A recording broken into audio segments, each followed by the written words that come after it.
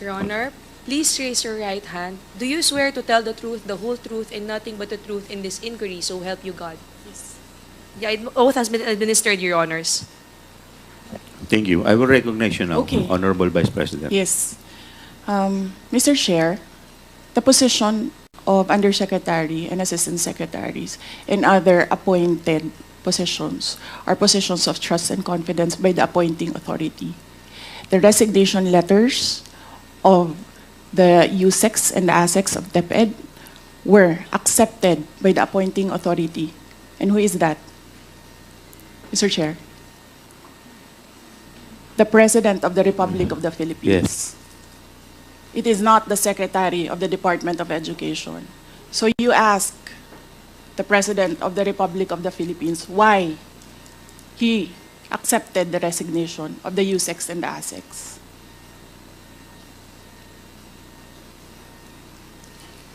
What is the point, Honorable Vice President? Ang sinasabi ko sa inyo, bakit nyo kine-question ang due process? Tanungin nyo ang appointing authority, bakit niya tinanggap ang resignation letter?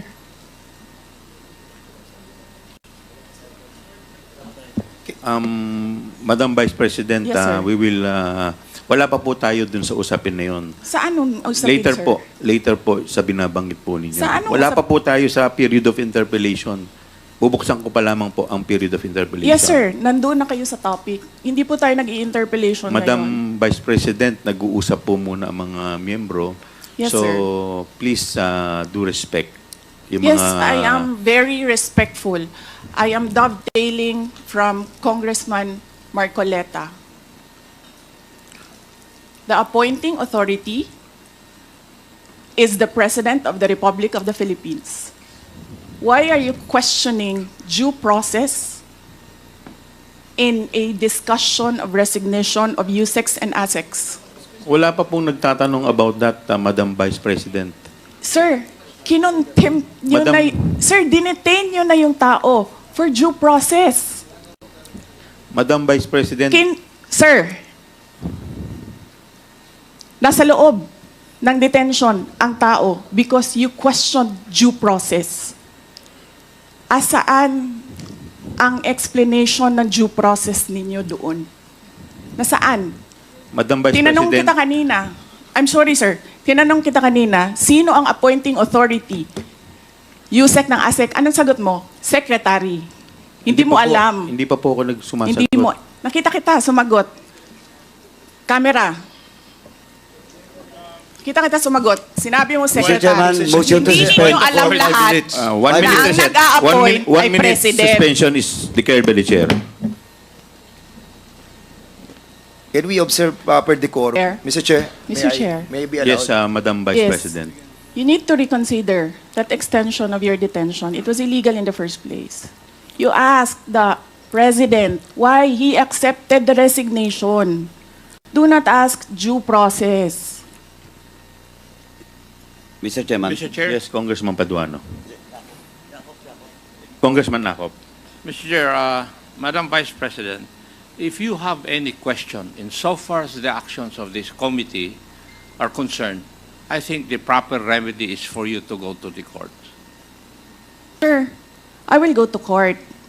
Opo, pero Oo, that is pero your... araw-araw, you are depriving a person of her liberty while I await That is precisely the point, ma'am. the... If our action of detaining your chief of staff is against the law, I think the proper remedy, and I think you're a lawyer, Yes, sir. the proper remedy is to go to the court. Sir, do you really want to show the Filipino people kung anong kaalaman ninyo sa batas? Ang sinasabi ko lang po ay sundin Oo. po natin yung batas Kaya dito nga, sa sir, House. sundin natin yung Kasi batas. nandito po kayo dito sa bahay ng Kongreso. Yes, sir. Sundin natin yung batas. Why will you penalize, punish Yusek Lopez for an act of the President? Madam Vice President, that is the decision of the committee as a whole. Sana po respetuhin po ninyo. Yes, sir. Kung meron pong Okay. remedy, alam naman po ninyo ninyo bilang abogado na tama po yung sinasabi ni Congressman Acop, pwede po tayong mag-file ng relief sa Okay, court. sige sir.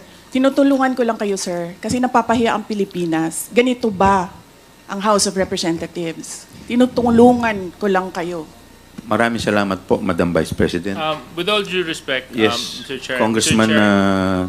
Chair, I move that we Deputy strike Speaker out. Yeah, I move that we Suarez. strike out that last comment said about the House of Representatives. I don't think that is warranted. Neither is it fair to make statements such as that. So move, Mr. Chair.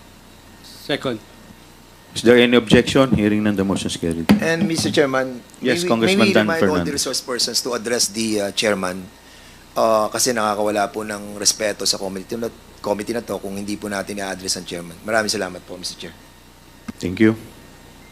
We will now continue to the next item in our agenda. We will now proceed to the interpellation proper.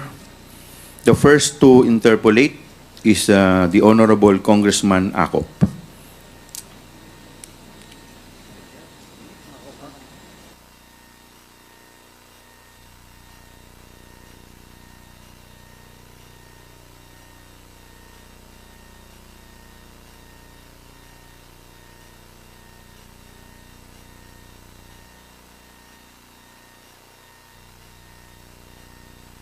Thank you, Mr. Chair.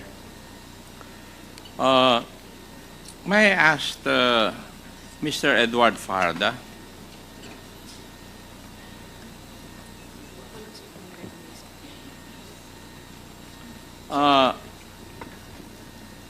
Mr. Farda, you were the special disbursing officer during the period when Vice President Sara Duterte was the Secretary of DepEd. Your Honor, Mr. Edward Farda, you're recognized. Chair. Your Honor, Mr. Chair, I confirm. Thank you.